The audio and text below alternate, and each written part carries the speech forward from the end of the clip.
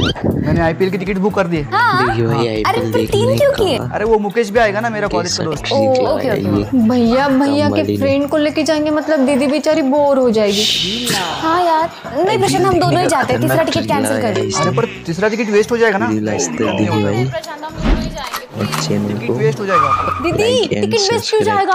आपके कोई तो क्लोज फ्रेंड्स होंगे ना जिनको आप लेके जाना चाहती हो, जिनके साथ आप मजे करोगी, जैसे कोई तो होगा मतलब। भाई अपनी तारीफ कर रहा है वो। मेरा तो बचपन से सपना था आईपीएल देखने का। लेकिन आईपीएल तो कुछ सालों पहले शुरू है ना। सपने तो बचपन से देखती हूँ ना। क्यों ना हम शीला दीदी को साथ में लेके जाए? चलो या ना। तो ये जाएगी ना तो मैं जाऊंगा। भैया नहीं आ रहे। ये क्या बात हुई? काम करते संडे भैया की मम्मी को लेके जाते हैं। संडे भैया की मम्मी मैं आ रहा हूँ, हम तीनों जाएंगे। बस सब मिलके जाने वाले हैं आईपीएल देखने। इसका प्लानिंग सक्सेसफुल।